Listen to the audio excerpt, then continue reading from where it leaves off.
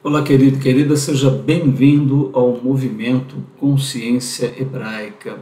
E hoje no nosso Consciência Hebraica, dia especial, dia do amanhecer da consciência hebraica. Estamos no 30º episódio número 30, no dia 27 de janeiro de 2021. E o nosso curso, o Amanhecer da Consciência Hebraica, é um curso que trata acerca do princípio de todas as coisas, a cosmogonia da consciência hebraica, a origem do universo, de todas as estruturas. E nós estamos num ponto muito interessante. Estávamos vendo Bereshit, o livro do Gênesis, o primeiro livro da consciência hebraica, e íamos para o capítulo 4, já entrando numa parte histórica. Mas antes decidimos dar uma grande olhada, um olhar em toda a história daquela região, os pontos principais da história que envolveu a Palestina, Jerusalém, e também os grandes pontos históricos que envolveram toda essa dinâmica. Então, é muito interessante você olhar isso, ver o passado, poder compreender como as coisas chegaram até esse momento. Vamos falar de Jerusalém, vamos falar do Vaticano também, do surgimento dos muçulmanos, enfim. Estávamos vendo também a teoria do áxio, né, do eixo formador da cultura ocidental, de uma ética que foi colocada, muito da moral, que foi colocada desde a China até aqui as Américas. É um período bastante interessante. Então, estamos aproveitando para olhar isso historicamente, vendo todas essas coisas, e depois retomamos o Gênesis 4 e vamos adiante. Como sempre, nos ventos aqui do nosso Consciência Hebraica, a gente fala um pouquinho sobre por que consciência hebraica. Das 4 potencialidades humanas, a essencial é a que nos distingue. Nela, a consciência é um dos fatores mais fortes. E, para nós, o hebraico e o judaico equivale ao universal e ao local, né? É como se o hebraico fosse a espiritualidade humana e o judaico a história que ocorreu ali na Palestina. Mais ou menos como a música clássica, a filosofia, que acontecem centralizados em um lugar da história humana, mas pertence a toda a humanidade, representa todos nós, seres humanos. Jesus realmente foi muito apresentado à grega por uma série de motivos históricos, né? Os pais da igreja, Agostinho, Aquino, Lutero, tiveram essa influência. Nós queremos buscar um Jesus à hebraica. Consciência Hebraica é um movimento que procura buscar o olhar original de Jesus sobre a espiritualidade humana.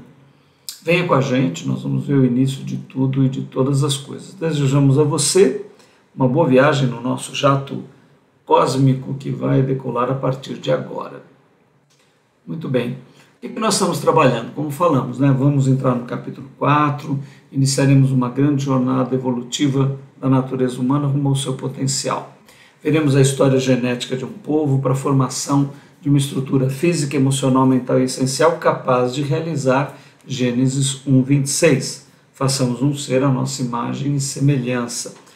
Grande propósito de todas as coisas. Também compreenderemos a ação da divindade na história de todos os povos, preparando moral e eticamente o ser humano para a sua evolução. Vamos antes compreender alguns fatos históricos importantes nesse contexto. Bom, aqui eu queria destacar para vocês essa primeira imagem, que é o Império de Alexandre o Grande. Né? Vocês vão ver que é um império fantástico aqui, que conquistou o Egito, talvez um dos primeiros grandes impérios da humanidade, né? Toda a parte aqui da Grécia, a própria Macedônia, né? Que é de onde o Alexandre vem, sendo que o pai dele é macedônio, a mãe dele é grega. O Alexandre teve uma história muito interessante, muito particular, porque ele é formado, como nós já dissemos, né, com a estrutura bélica do pai, que era um grande general, um grande guerreiro, grande estrategista militar, e ele é educado por Aristóteles, adquirindo a cultura grega, e ele vai ter um papel fundamental, porque ele unifica praticamente toda essa parte do mundo que você está vendo aqui, e espalha as Alexandrias. Na verdade, ele tinha um grande projeto de iluminação do mundo, de levar a cultura, a higiene, as leis. Ele tinha uma ideia de miscigenação também, queria misturar todos os povos e expandir o teatro, a cultura grega por todo o mundo.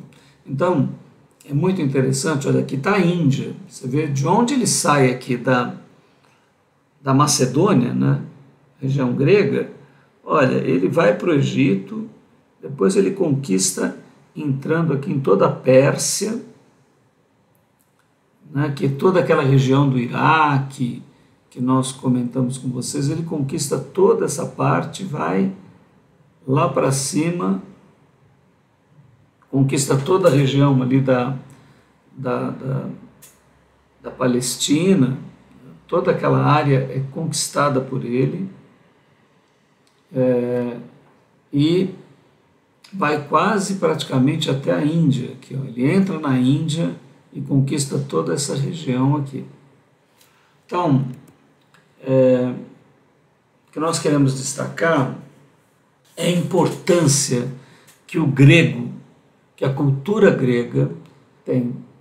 Porque, primeiro, Alexandre vai fazer esse grande espalhamento, né, do que é chamado depois o helenismo, essa mistura da cultura grega com todos os outros povos, né, espalhando o idioma, os costumes e o conhecimento da Grécia.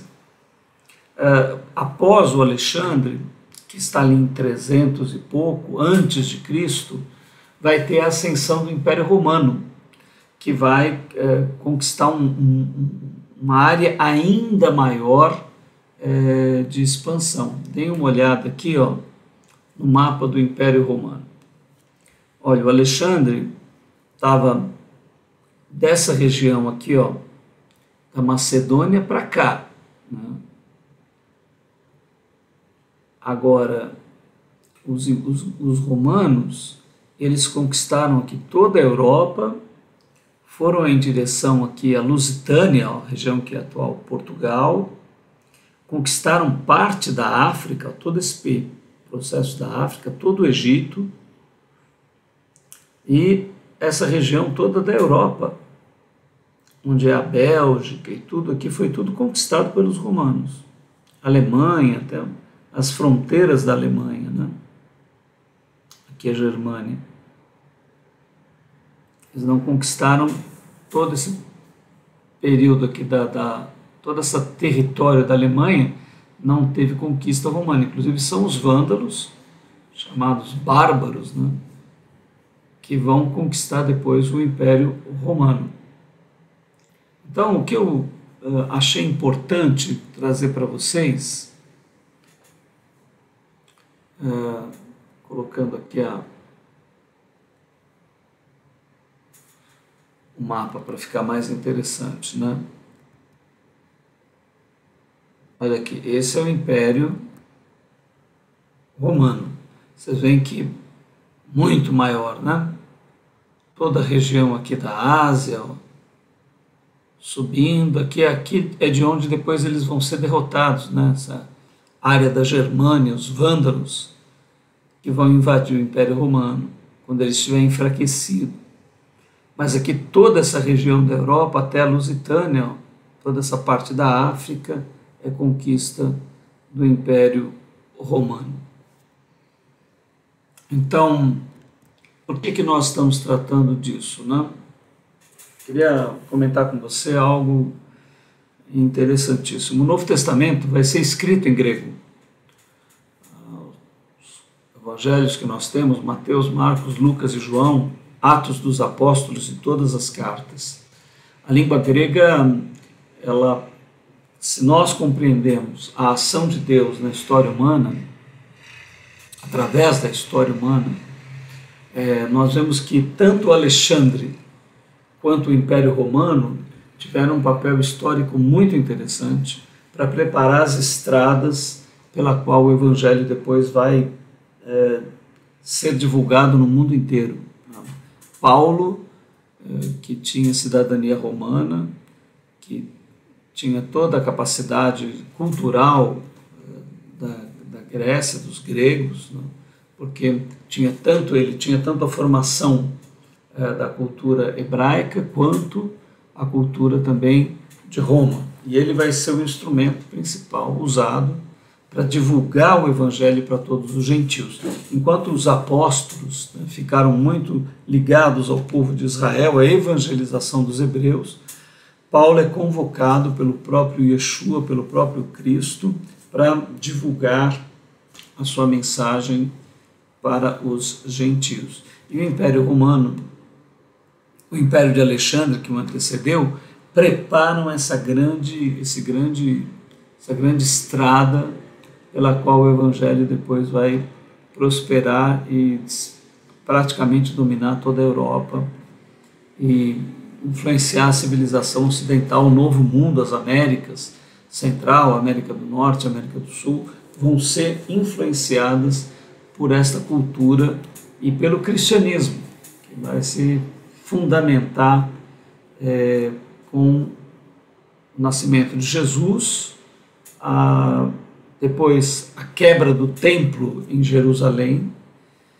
o espalhamento dos hebreus, dos judeus, para todos os pontos do Império Romano. Então, essa história toda, né? E é bom lembrar que nós tínhamos, se você pegar algum livro interessante que conte a história de Alexandre o Grande, eu até indico 3 volumes muito interessantes do arqueólogo, historiador chamado Máximo Valério, que é um italiano, e ele conta a história de Alexandre de uma maneira bastante interessante, romanceada, mas baseada em fatos históricos. Eu recomendo a leitura dos 3 volumes sobre Alexandre, onde ele descreve a cultura, os costumes e tudo que acontecia na Grécia e na Pérsia. Então nós vemos que, apesar da ética grega, apesar da cultura grega ter estabelecido bases do pensamento de uma maneira bastante profunda, mas a descrição que ele dá do Alexandre e dos povos todos ali da Pérsia, os costumes que são descritos, são costumes muito distantes da ética que o Cristo iria propor, da ética espiritual hebraica, né? Então são povos que têm uma ação em relação a casamentos, sexualidade e guerras e todo o processo de conquista, né? Um período muito sanguinolento da história humana, apesar de que nós temos aqui a Primeira e a Segunda Guerra Mundial, que em matéria de mortes superaram a todos devido à capacidade dos armamentos, etc., né? Mas nesse período da história humana havia uma ferocidade, né? uma falta de princípios legais, de estruturação das sociedades, que é incomparavelmente diferente do que nós constituímos hoje. Apesar de toda a nossa dificuldade ainda, desequilíbrio social, mortandade, violência social, que temos hoje de uma outra maneira, né? Mas não é incomparável às condições de vida que existiam nessa época, os direitos humanos, né? O direito das pessoas, dos cidadãos de um modo geral, o reconhecimento das propriedades, do poder, como ele era estruturado. Então, assim, a partir do nascimento de Jesus, e realmente essa datação se torna importante, a veiculação de um princípio fundamental de ética, de relação com a divindade, incomparavelmente superior a tudo que a humanidade já tinha produzido, né? De consciência, no sentido da compreensão de um propósito, de uma missão, de um sentido, de uma ética transcendental. Então, tudo que já havia sido elaborado, seja no Antigo Testamento, seja pelos gregos, né? E também lá Confúcio, Lao Tse, Siddhartha, Gautama, o Buda, né? Zaratustra, então todos os homens profetas que falaram acerca da divindade. Então esta ética já é prenunciada, né? Ela já se sente a força da necessidade do homem integrar-se com a divindade, mas a expressão do amor, ela realmente se consolida na figura de Yeshua HaMashiach, na figura de Jesus. E se nós formos pensar devidamente, toda essa estrutura grega e greco-romana, a Roma conquista a Grécia, mas encontra ali um conhecimento incomparável. Os romanos acabam assimilando toda a cultura grega, o conhecimento dos gregos, né? E isso vai dar na história humana uma fusão muito interessante, porque depois a Europa vai passar por uma série de transformações, com a queda do Império Romano do Ocidente, né, que é o primeiro que cai. Aí começam as divisões e a formação dos países, e aí o início da Idade Média, ali com as estruturações, a igreja muito fortalecida e as nações que vão se fortalecendo, Portugal, Espanha, Itália, França, Alemanha, vão se constituindo aos poucos, formando estados, nações fortes. O papado depois vai perdendo o poder, né? Interessante, nós vemos essa transformação do mundo. Mas é a redescoberta dos gregos, que foi chamado na história da Europa como Renascimento, que vai dar origem ao processo das universidades e formação de toda a cultura europeia iluminista. Então, os gregos renascem na Europa, e todo o intelectualismo grego acaba culminando em um grande ateísmo, né? em uma grande separação da ciência, da divindade, do sagrado, né? Então, o Estado laico e essa separação muito forte que acontece depois do iluminismo, o positivismo, o experimentalismo inglês, todas essas coisas vão criando um caldo cultural muito forte, que vai quebrar a relação com a espiritualidade. Evidentemente, existem muitos exageros que ocorreram por parte da igreja cristã, de um modo geral, que também foi muito sanguinolenta, né? Nós não podemos esquecer que os papas guerreavam, faziam guerras, como por exemplo as cruzadas, e houve muita mortandade em nome do cristianismo, como a caça às bruxas, né? E todo esse processo que acabou sendo político e bélico, mas que está muito distante do espírito do Cristo, do espírito de Yeshua HaMashiach. Então nós vemos que se forma um corpo da humanidade que continua com as mesmas aspirações de poder, né? Alguma coisa das emoções da humanidade começam a ser sensibilizadas pelo amor, a mente fica muito presa ao ateísmo e depois do iluminismo e todos esses movimentos científicos, e o espírito, a essência mais profunda e bela, permanece sendo hebraica, que sintetiza a grande ética e amor da espiritualidade em todos os povos. E nós vamos observar, então, com isso tudo, que as instituições humanas, sociais, formadas a partir da Revolução Francesa, da mudança, da queda das monarquias, a Revolução Industrial, que acontece, que formata o nosso mundo capitalista, a acumulação do capital e as transformações sociais que ocorrem de maneira gigantesca em toda a humanidade, elas vão se distanciando cada vez mais do espírito dos evangelhos, do espírito de Yeshua HaMashiach. Então, o cristianismo, nós poderíamos querer chamar a Europa de cristã, o novo mundo de cristão, mas é justamente nessa parte da civilização que vai acontecer as maiores mortandades por causa de poder e de interesses financeiros e econômicos. Né? A Primeira e a Segunda Guerra Mundial foi uma história de cristãos matando cristãos. A troco de quê? Com que interesse? Evidentemente completamente distanciados do espírito do Cristo, do espírito dos evangelhos, do espírito da consciência hebraica. Então, é importante que você conheça essas coisas, reflita sobre elas, né, vá olhando o que aconteceu. Né?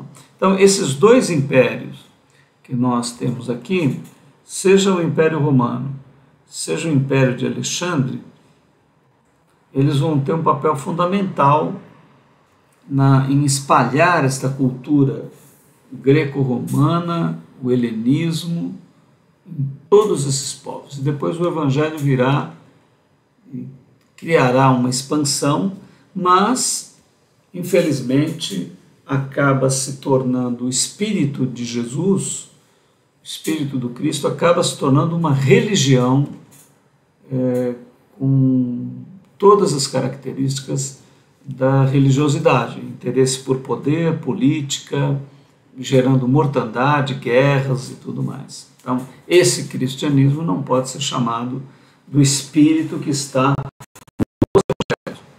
Tá? Esse cristianismo não pode representar Jesus, os seus ensinos e a sua palavra. Mas também faz parte dessa estrutura humana, né?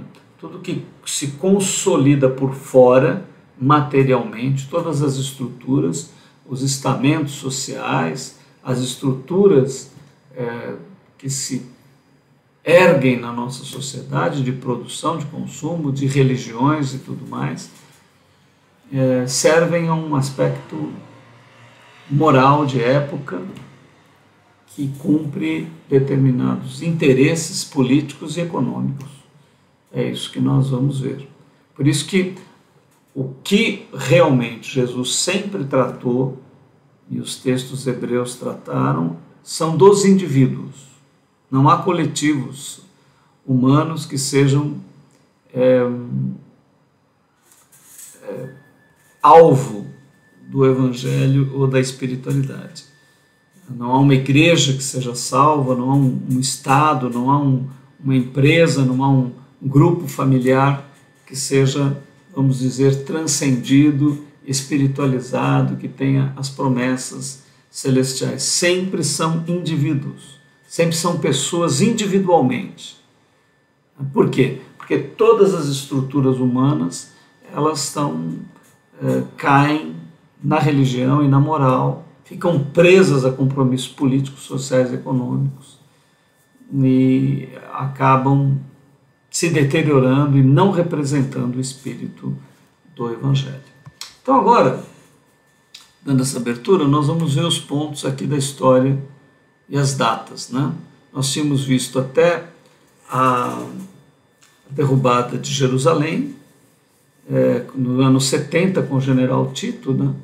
Que acaba espalhando os judeus por todo o império, foi a última cena que nós vimos, e essa daqui em 395, que nós vamos começar a ver agora. Então, 395 depois de Cristo, após a morte de Teodósio I, o Império Romano, que ele reunificou, foi dividido. Seu filho Arcádio herdou o Oriente, seu filho Honório o Ocidente. O que ninguém sabia na época era que o império jamais voltaria a ser governado por um único imperador. A parte ocidental só duraria mais 80 anos. A parte oriental, porém, duraria mais 1000 anos. Sua capital era a Nova Roma, que com o passar do tempo ficou mais conhecida como Constantinopla, hoje Istambul, na Turquia.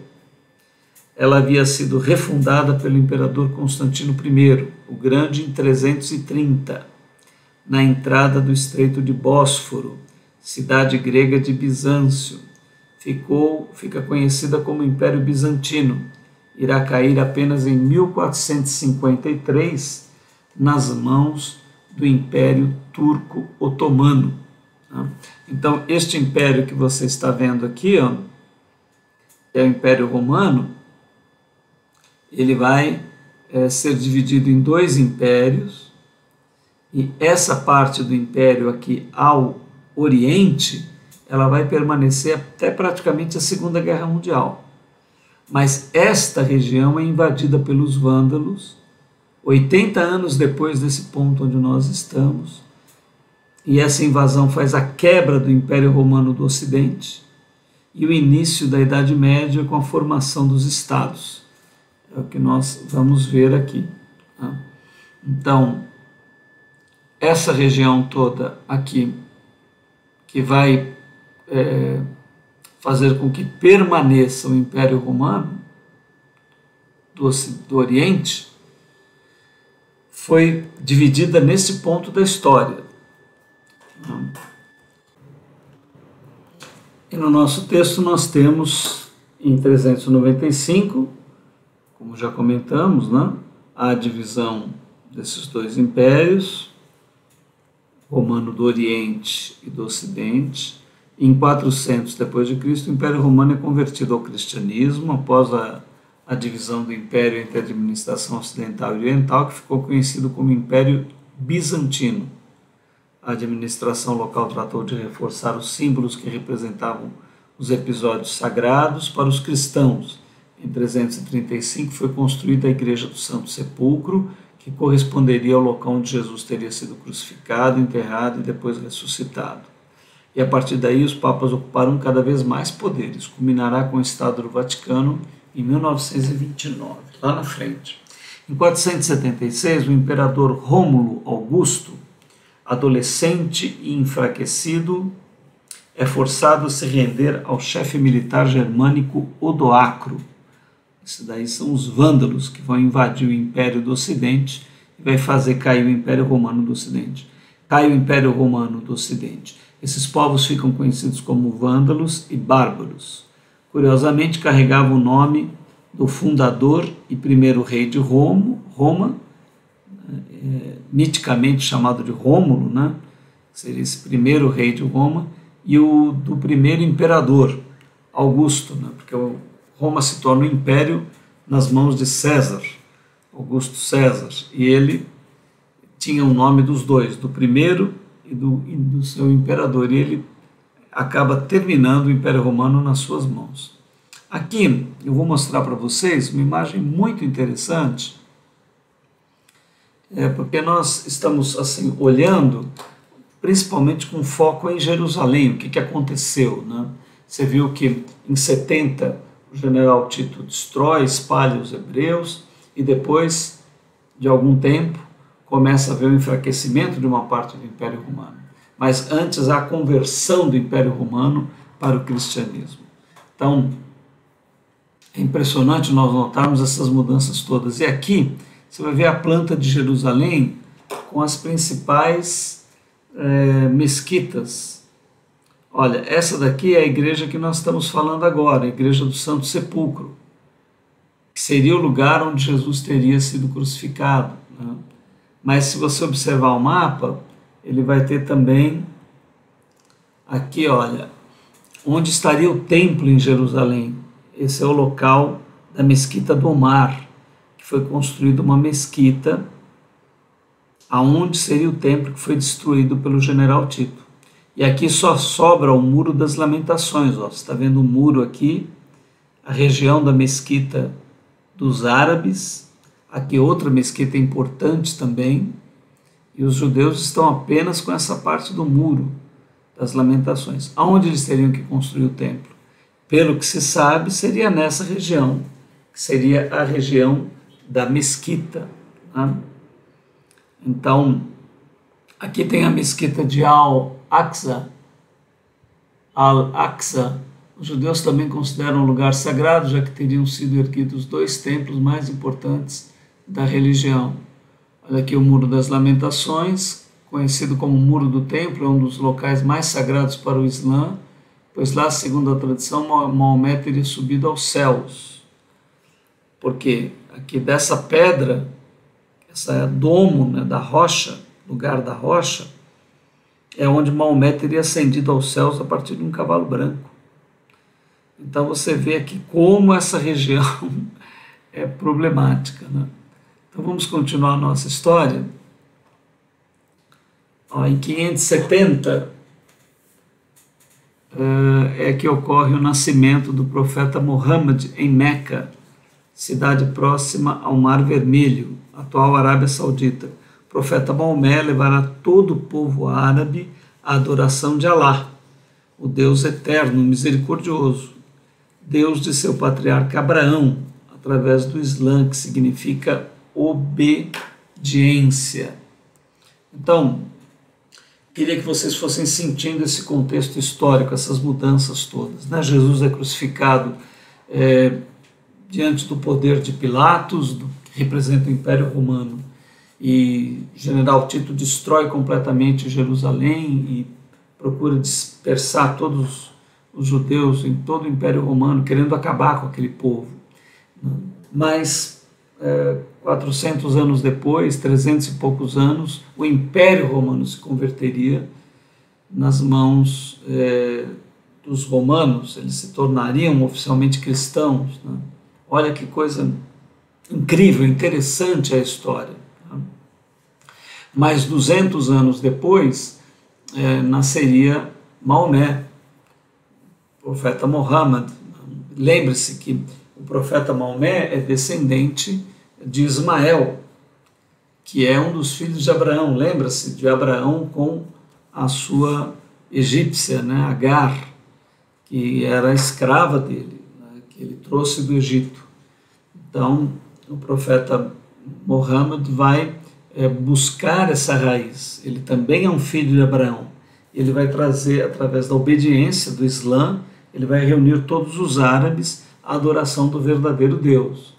Então, percebe que esse movimento, né, em relação a Yahvé, a Alá, né, a divindade, começa a movimentar povos e multidões gigantescas.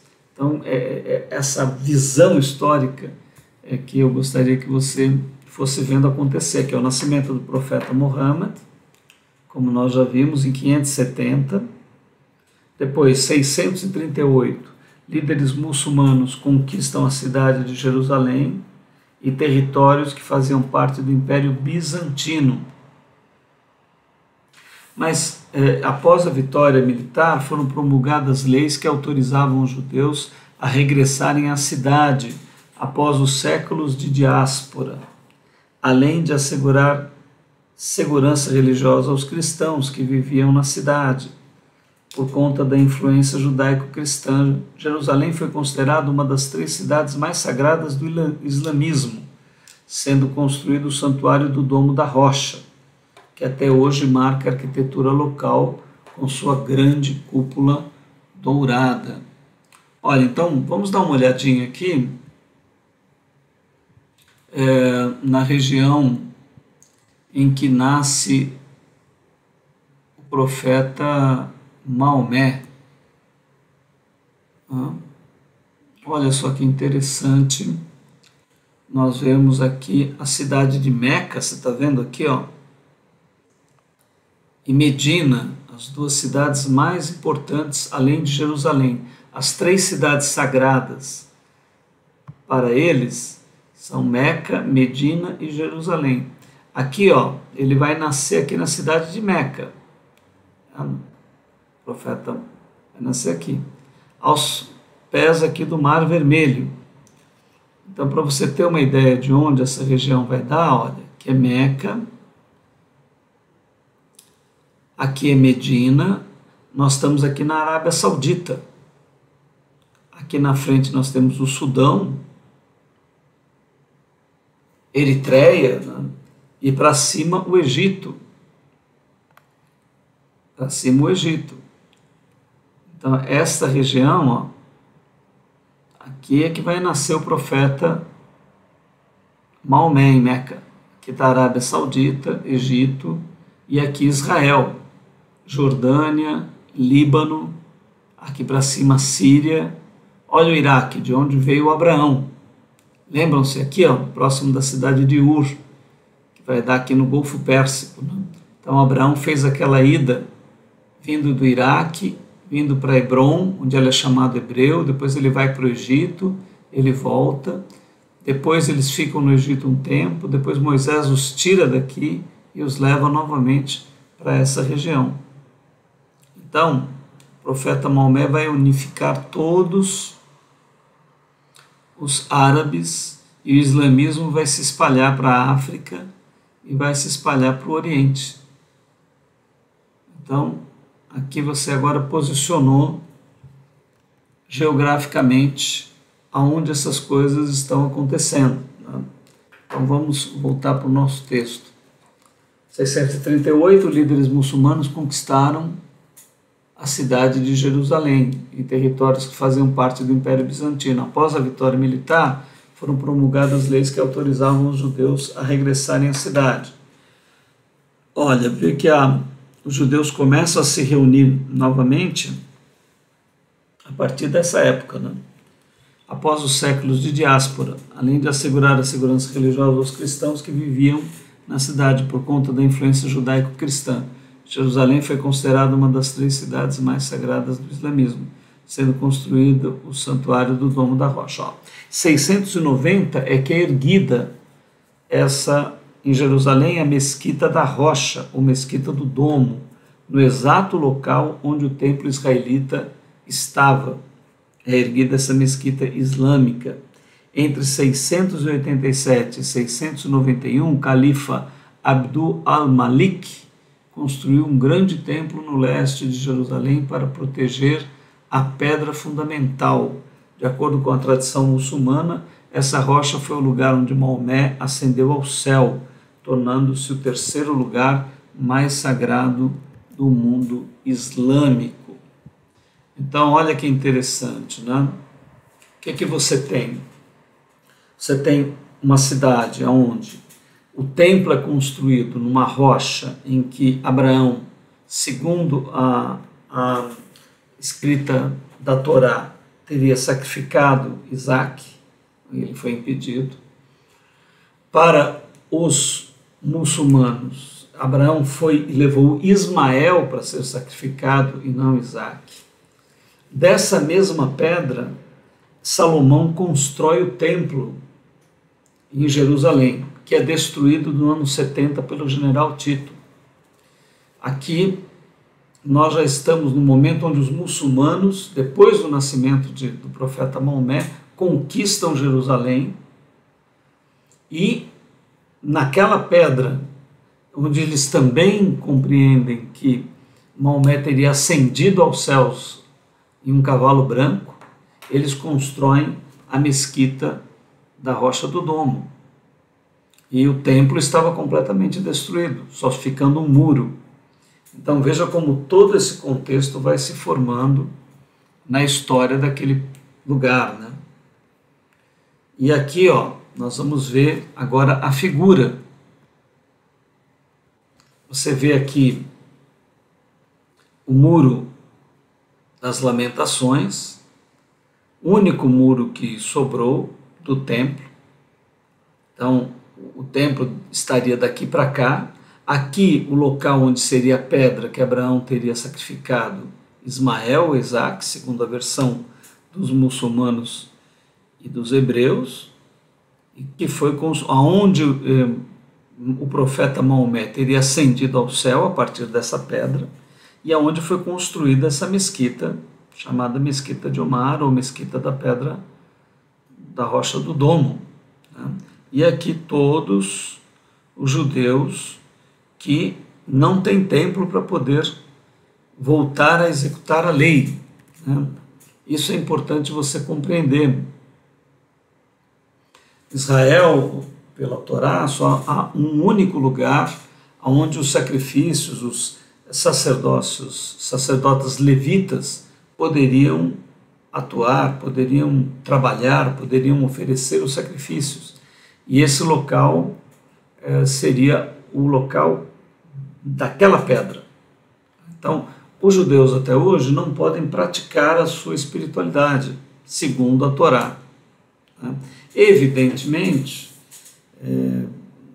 na compreensão de que o Messias, se fosse acolhido pelos hebreus, a Mashiach, já não se fariam mais os sacrifícios e todo o processo sacerdotal levita. Mas eles não aceitaram Jesus e não podem realizar o que está na Torá, porque não há templo. E muito se sabe que os ortodoxos têm o material e querem reconstruir o templo. Mas hoje existe a ocupação que você está vendo aqui. No local do templo está aqui a Mesquita de Omar. Então, há muitas suposições de como isso poderia ser superado, historicamente. Alguns supõem que vai haver um grande terremoto nessa região, derrubando a mesquita, o que daria oportunidade para os judeus reconstruírem o templo. Outros dizem que plantas serão descobertas através de estudos arqueológicos, se verificará que o templo poderia estar nessa direção ou nessa direção, e não exatamente aqui. Então se construiria o templo. Enfim, não sabemos o que acontecerá, mas este é o panorama que você está vendo historicamente aqui. Aqui é uma outra foto que mostra um pouco melhor, tá vendo? Onde está aqui a mesquita, dá para você enxergar direitinho a mesquita e os muros, aonde estão. Então essas duas fotos permitem você ter um olhar de como as coisas são complicadas aí. E voltando às nossas datas, em 1095, o Papa Urbano II fez uma convocação para que o território conhecido como Terra Santa voltasse ao domínio cristão, com absoluta hegemonia ideológica e cultural na Europa. A Igreja Católica rapidamente conseguiu adeptos para dar início à campanha militar que ficou conhecida como as Cruzadas. Em 1099, Jerusalém foi conquistada pelas tropas cristãs, que promoveram um banho de sangue na cidade.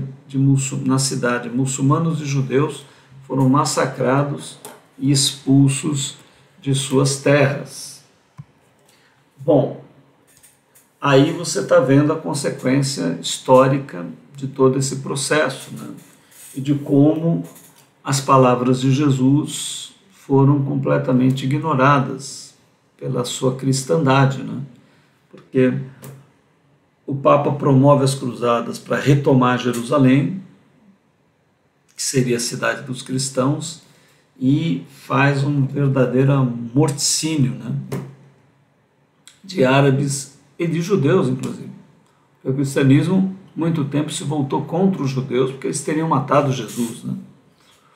Então, historicamente, você vai vendo o distanciamento da igreja das palavras do Mestre, das palavras de Yeshua HaMashiach. E você vê, nós estamos aqui, praticamente 1000 anos depois de Cristo, e em nome de Jesus, todas essas coisas sendo feitas. Aqui em 1187 a cidade retomou novamente as posses muçulmanas, então os muçulmanos reatacaram e conseguiram recuperar com a campanha liderada pelo comandante militar Saladino. De acordo com os registros históricos, os judeus também foram autorizados a retornar para a cidade. Olha, até aí árabes e judeus estão convivendo, Em 1453, depois de Cristo, tem a queda de Constantinopla pelas mãos de Muhammad II. Aqui é que acontece o fim do Império Romano do Oriente. Muitos historiadores consideram o fato como o fim da Idade Média. Futuramente a capital é mudada para Istambul, na Turquia. Então, olha, 1453, a queda de Constantinopla, pelas mãos aí de um imperador que vai ser conhecido como o Império Turco Otomano, que vai dominar toda aquela região. E aqui em 1870, olha, de 1453 a 1870, vê o salto que dá o rei Vítor Emanuel II, no processo de unificação da Itália, invade Roma e incorpora a cidade ao novo Estado. Em 1871, oferece ao Papa Pio IX uma indenização pelas perdas dos territórios, deixando como chefe do Estado do Vaticano, um bairro da cidade de Roma, onde ficava a sede da igreja. O Papa aceita contrariado. Então você vê, com o fim do Império Romano, a Idade Média ali vai se reestruturando, os estados vão aparecendo, e aí depois nós temos a formação da Espanha, da França, de Portugal e da Itália, né? E muitos desses territórios os papas eram donos. Com o enfraquecimento de Roma, a igreja cristã e os papas, que tinham exércitos e tudo, dominavam regiões imensas da Europa. Mas depois eles foram perdendo o território. Aí você vai ver a história do início do Vaticano. Esse rei, por exemplo, invade Roma, mas devido ali ao Papa, ele faz um acordo e o Papa aceita contrariado. Mas é o primeiro momento onde a região do Vaticano começa a ser desenhada como um Estado dentro da própria Itália, né? E nós vamos continuar a história e você vai ver como é que isso acontece. 1917, após 400 anos, durante a expansão colonial dos países europeus em territórios da África e da Ásia, os episódios que culminaram com a Primeira Guerra Mundial, o Império Britânico toma Jerusalém do Império Turco Otomano. Os ingleses, para isso, fizeram acordos com os judeus, Declaração de Balfour, prometendo-lhes a Palestina, e também com os árabes, ajudando-os a vencer o Império Turco Otomano. Então, olha que interessante, né? Você viu ali aquele sultão tomando a cidade de Jerusalém, então o Império ali Turco-Otomano, que não são árabes, né? Que são turcos. Por isso que há um problema milenar aí entre turcos e os árabes. Não há uma unidade entre esses povos. E quem domina toda aquela região é o Império Turco-Otomano. E só depois, lá na frente, quando a Inglaterra está expandindo o seu império, e também devido à guerra, né? Olha aqui, na Primeira Guerra Mundial, os britânicos fazem aliança com os árabes para derrotar o Império Turco-Otomano. E também faz um acordo com os judeus. Né? E depois nós vamos ter uma confusão aí lá na frente, depois da Segunda Guerra Mundial, que o Império Britânico vai se retirar da região e acaba entregando os judeus e árabes à sorte deles, né? E nós vamos ver isso aqui acontecer na história. Em 1929, alguns anos depois, o ditador Mussolini e o Papa Pio XI, né? Lembra que foi o acordo lá do rei com a Itália, foi o nono, aqui já é o Pio XI, assinam o Tratado de Latrão, em que a Itália reconhece a soberania do Estado do Vaticano, declarando neutro e inviolável. Também são dadas indenizações financeiras à Igreja e o catolicismo é declarada a religião oficial da Itália. Olha, para você entender bem essa história, nós vamos dar uma olhadinha aqui no mapa da Itália. Aí você vai entender de uma maneira interessante o que aconteceu. Ó, aqui você está vendo a bota italiana, tá vendo? Aqui é a Itália. Então, se você olhar mais para cá, nós temos a Europa, né? Então, com a queda do Império Romano, os estados foram se organizando aqui, ó. Aqui era a Lusitânia, onde acaba se organizando Portugal, a Espanha, aqui subindo a França, e assim vai os vários estados aqui, e aqui a Itália. Acima a Suíça. Né? Agora, na Itália, olha o que aconteceu. Você tem a cidade de Roma. Mas se a gente for entrar dentro de Roma, você vai ver aonde fica o Vaticano. Vamos entrando dentro de Roma. Vamos entrar dentro da cidade de Roma. Tá vendo? Aqui nós temos a cidade de Roma, esse grande anel. E dentro de Roma é que nós vamos ter o Vaticano. Então, quando você viaja para o Vaticano para ver a Igreja Católica, etc., olha aqui. Aqui está a cidade do Vaticano, que é considerado um estado. Então, foi o Mussolini, nesse acordo de Latrão, que esse bairro de Roma, tá vendo? Aqui é Roma, uma cidade da Itália, né? Mas era um bairro, o Vaticano, que acabou virando um estado independente e hoje é a sede da Igreja Católica no mundo. Aqui nós temos o Vaticano, a Basílica de São Pedro, que os turistas vão todos ver aí na sede da igreja. Ok? Então agora eu acho que você, não sei se você tinha essa visão do Vaticano exatamente como um bairro da cidade de Roma, mas foi isso que aconteceu. O momento histórico é esse daqui, ó. Esse é o ponto. Na verdade foi o ditador Mussolini, né? Muita gente que assinou o acordo que selou o Estado do Vaticano, declarando neutro, inviolável, né? E deu indenizações à igreja. Aqui em 1940 o regime nazista oficializa a política de extermínio dos judeus em todo o mundo. A partir desse fato ocorrerá um retorno dos israelitas para a região da Palestina. Lembre-se que na Primeira Guerra Mundial já os britânicos estão dominando aquela região e fazem acordos tanto com os judeus quanto com os árabes, né? Em 40, o regime nazista resolve eliminar os judeus e eles vão se refugiar nessa região, vão voltar para lá. Em 1947, a recém-criada Organização das Nações Unidas, né, a ONU foi criada em 47, propõe um plano de partilha da Palestina com a criação de um Estado judeu e um árabe.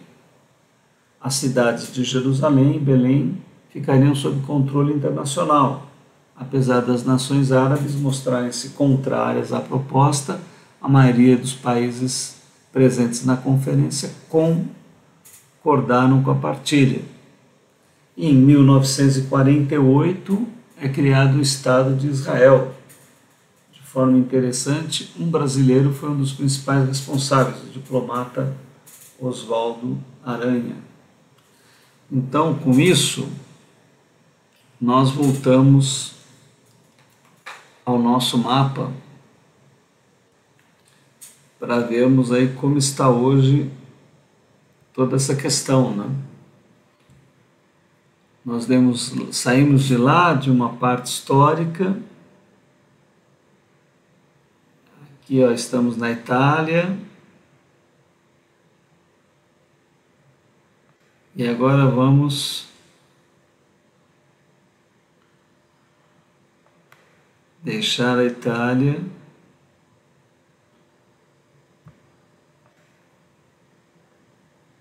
e vamos para o Oriente Médio.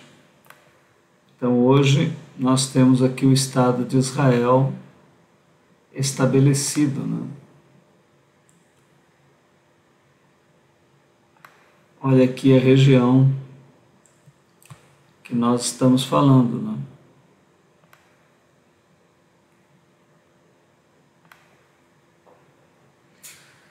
Aqui nós temos a faixa de Gaza, ó.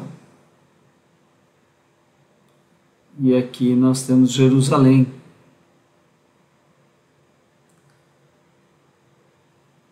E o Estado de Israel, que voltou, depois de toda essa história, às mãos do povo hebreu.